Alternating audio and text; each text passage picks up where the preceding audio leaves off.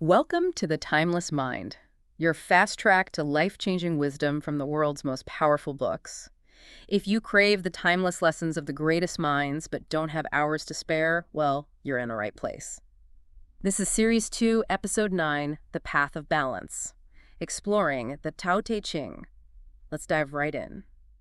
Isabella, you've gathered a really fascinating collection of sources for us to explore, all related to the Tao Te Ching. It's an exciting one. It is. And our aim is to really unpack these materials and extract those key insights, those golden nuggets of wisdom that might even surprise us about this ancient and incredibly influential text. What do you think? Absolutely. And what's especially intriguing this time around is the focus on a relatively new translation of the Tao Te Ching. Oh, interesting. It's based on these manuscripts called the Mo-Wang-Tui manuscripts, which, as you know, weren't discovered until quite a bit later than the standard editions we're all familiar with. Right. So it gives us a chance to approach this text from a potentially fresh perspective. That's a really good point because those standard editions have been around for so long that we might be missing something. Exactly. And, as Victor H. Mayer, the translator, argues, this new translation allows us to peel back those layers of interpretation that have built up over the centuries and get a little bit closer to the original intent of the text. Right. His goal was to create a totally fresh translation grounded in these newly discovered manuscripts. I think that's fascinating. No, absolutely. And his approach to the translation itself is really noteworthy. He wasn't just looking for a word-for-word equivalence. Yeah. He was really focused on capturing the form, the content, the style, even like the specific way the language sounds in the original text. Wow. He even went so far as to use the specific layout on the page to try and reflect some of the original grammatical features.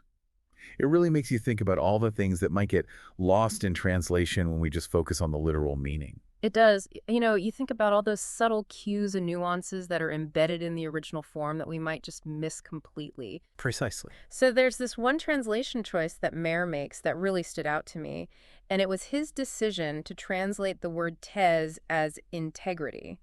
He arrived at this after doing a lot of research, a deep etymological investigation, looking at all 44 instances of the word in the entire text. Yeah, that's a really interesting point because we often see other translations using terms like virtue or power, even self. Right.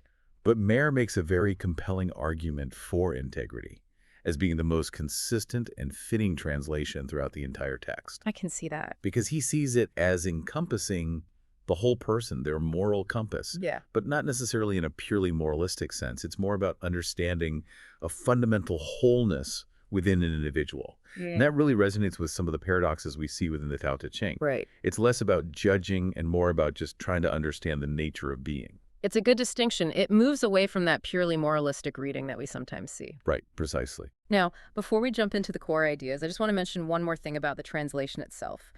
The way Mayer numbered the chapters follows the Mo-Wang-Tui sequence. And this, as we know, is different from the standard numbering that a lot of people might be used to.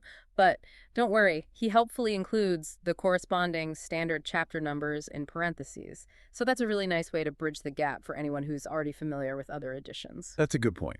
So with all of that said, let's really dive into some of the core ideas within the Tao Te Ching as illuminated by this new translation. Let's start with what's arguably the most fundamental concept, the idea of the way, or the Tao. What do you think? Sounds good. So right from the very beginning, we encounter this incredibly profound statement. It says, and I'm quoting here, "The ways that can be walked are not the eternal way. The names that can be named are not the eternal name." It's like right away the text is telling us we're entering a realm that's beyond our usual categories and definition. Yeah, you get the sense right from the beginning that we're about to go deep. Exactly. And it goes on to say that the nameless is the very origin of everything, while the named is what gives girth to all the myriad creatures we perceive. It's like a paradox, right? That is, you can't really pin it down with words. Precisely. And, the text goes on to illustrate this concept using these really interesting contrasting pairs. It talks about being and non-being, difficult and easy, long and short, high and low. He even talks about tone and voice and front and back. It's like reality is this tapestry woven from all these seemingly opposite threads. Exactly.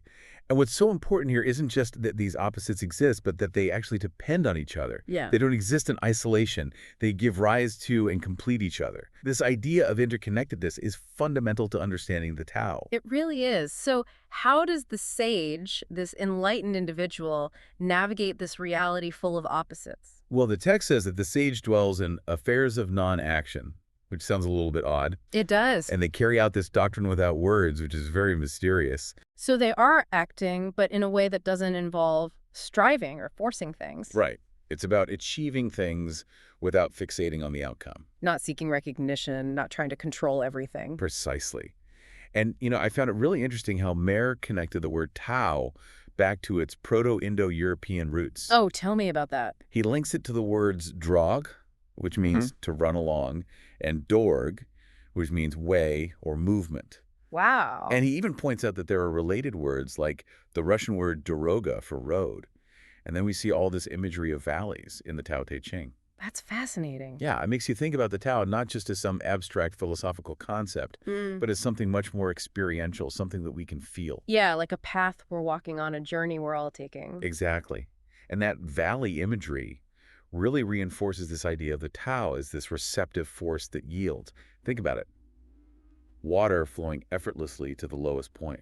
Yeah, that's a beautiful image. It is, isn't it? Mm-hmm. So moving on from the way itself, let's talk about this idea of integrity, or te. Okay.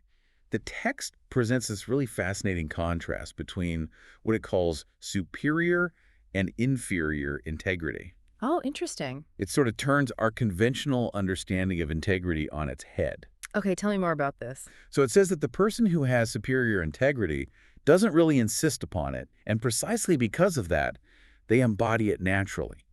On the other hand, the person with inferior integrity is constantly trying to grasp onto it, to hold on to it tightly. Right, never letting it out of their sight. Exactly. And as a result, they actually lack it in a genuine sense. It's like the more you try to force it, the further it slips away. That's a really powerful insight. Isn't it? And then the text outlines this fascinating progression, almost a kind of descent from the Tao. Oh, I'm curious to hear about this. So it says that when the way is lost, integrity emerges, then humaneness emerges, then righteousness, and finally etiquette. Etiquette. That seems like a bit of a jump. Yeah. And actually, etiquette is presented in a rather negative light in the Tao Te Ching. It's seen as kind of a superficial leftover, something that lacks genuine trustworthiness. It can even become a source of disorder when those underlying principles are missing. It's like focusing on outward appearances instead of inner substance. Exactly. So the text is really critiquing the idea of prioritizing rituals and forms over genuine virtue. Yeah, it's like when the spirit's gone, all you're left with are the empty gestures. Precisely. And it's interesting how the text uses these really vivid and paradoxical images to describe superior integrity. Give me some examples. For instance, it compares superior integrity to a valley. A valley. Okay. Yeah, they give that image of receptiveness. And then it says that the greatest whiteness seems grimy. It really challenges our usual ideas about purity and perfection. So true integrity isn't about putting on a show or following a strict set of rules. Right. It might even appear quite ordinary or unassuming on the surface, like a valley that just quietly supports all life without demanding attention. Right. And the idea of the greatest whiteness appearing grimy suggests that this absolute perfection we might strive for might be unattainable or even undesirable. Precisely. Then there's this really beautiful and unexpected description of someone who embodies integrity. They're compared to a ruddy infant. A ruddy infant. Yeah, untouched by harmful creatures, with a soft but tight grip, existing in perfect harmony. It's a striking image. It really is. Yeah. And it evokes this sense of pure naturalness, a state of being that hasn't been corrupted by the world yet. A primal connection to the source. Exactly. It's integrity in its most authentic form. Before societal pressures and expectations start to shape who we are. Right. And the text emphasizes that cultivating this inner integrity has a profound effect. It radiates outwards, from the individual to the family, to the village, to the state, and eventually to everywhere under heaven. And this, in turn, leads to truth, to abundance, to endurance, to richness. To vastness. It paints a really compelling picture of societal well-being that's rooted in individual character. Absolutely. And if we step back and think about it from a bigger perspective, it suggests that a truly thriving society isn't something imposed from the top down. But something that grows organically. Exactly. It goes from the integrity of its individual members. Really powerful.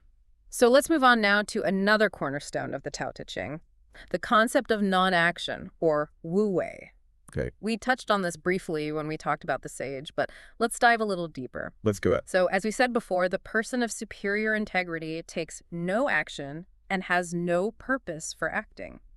Now, this doesn't mean being passive or doing nothing. It's about acting in harmony with the natural flow of things, Without imposing your own will on everything. not striving for specific predetermined outcomes. The Tao Te Ching uses this wonderful image to describe this. The softest thing under heaven triumphs over the hardest. Oh, I love that. It's like water slowly but surely carving its way through solid rock. Absolutely. It's a beautiful illustration of how yielding and adaptability can be far more powerful than brute force. And the text describes the path to the state of non-action as a daily decrease. A daily decrease, what does that mean? Well, it suggests that we need to let go of unnecessary attachments and desires, almost like a daily practice of simplification. I see. And this leads to a state of non-action where, paradoxically, nothing is left undone. It sounds strange, but the idea is that by letting go of our need to control, we actually become more effective. It's like surrendering to a larger flow. Exactly. The text gives us this amazing perspective from the sage. I take no action, yet the people transform themselves. I am fond of stillness, yet the people correct themselves. I do not interfere in affairs, yet the people enrich themselves. I desire not to desire, yet the people of themselves become simple as unhewn logs. So powerful. It's a vision of leadership through presence rather than control. the leader who creates an environment where people naturally thrive. Right. And there's this really blunt saying in the text, who acts fails, who grasps loses. The sage, through non-action and non-grasping, avoids these pitfalls. It's a radical rethinking of how we achieve our goals. Instead of striving and clinging, we learn to let go and allow things to unfold naturally. Exactly. It's a challenge to our usual way of thinking. Mm. And this brings us to another central theme in the Tao Te Ching, the concept of paradox and balance. Yes. It feels like the text is constantly inviting us to question our assumptions. It's full of these seemingly contradictory statements. For example, it says that great perfection appears to be flawed, great fullness appears to be empty, great straightness seems crooked. Great cleverness seems clumsy, Yeah. and great triumph can even seem awkward. Right. It's like our usual ways of judging things are completely flipped when we look at them through the lens of the Tao. And then there's that recurring idea that things can be diminished by being increased and increased by being diminished. It's all about this constant flux and transformation. Nothing stays the same. Everything is in a state of flow, a continuous process of becoming. Exactly. And this understanding leads to some practical wisdom. The text says that we should be noble, but take humility as our foundation.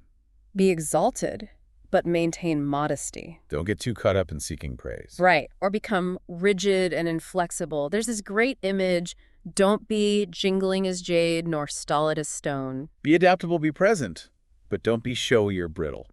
And then there's this central concept of the myriad creatures bearing yin and embracing yang. To achieve harmony through a process of neutralization. It's all about finding that balance between these opposing forces. True harmony isn't about eliminating differences, but integrating them.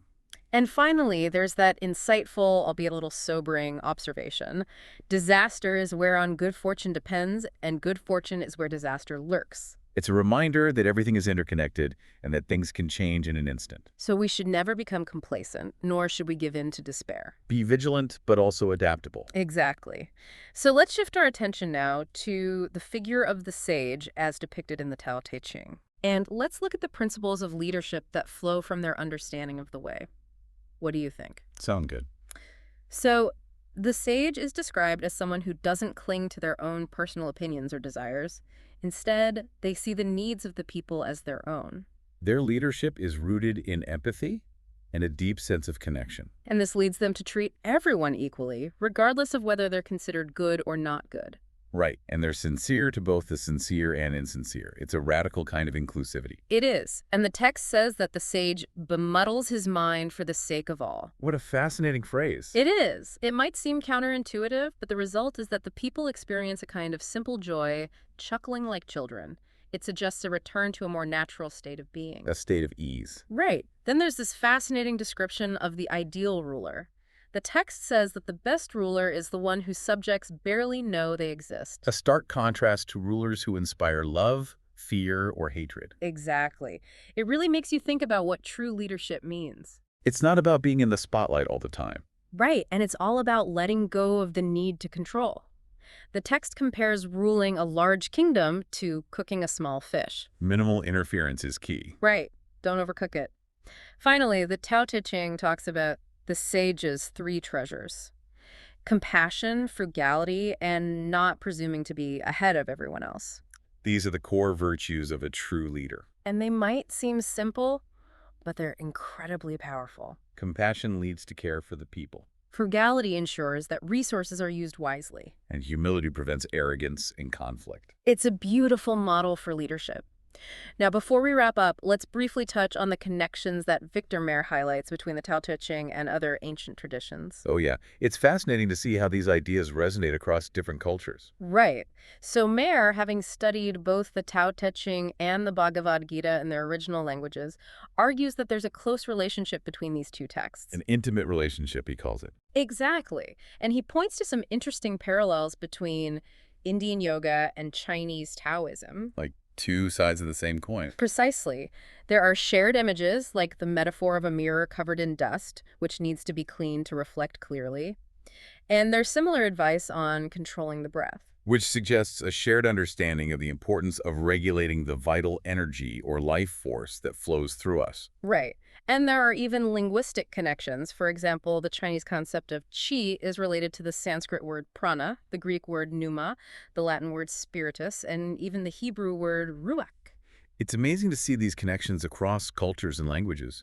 It suggests a common human understanding of the nature of life and consciousness. It really does.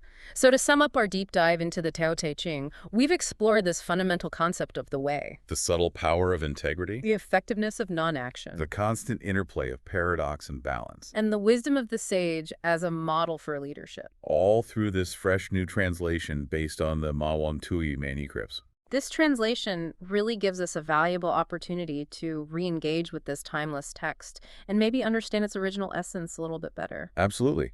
And it reminds us of the importance of always returning to the source, to try and see things with fresh eyes. And for you, our listener, we encourage you to think about how these core principles, the way, integrity, non-action, balance, and the sage's wisdom, might resonate with your own life and experiences. It's especially in relation to the sources you shared with us. Exactly. And we want to leave you with one final thought-provoking question to ponder. What is it? The Tao Te Ching says that the soft and weak overcome the strong.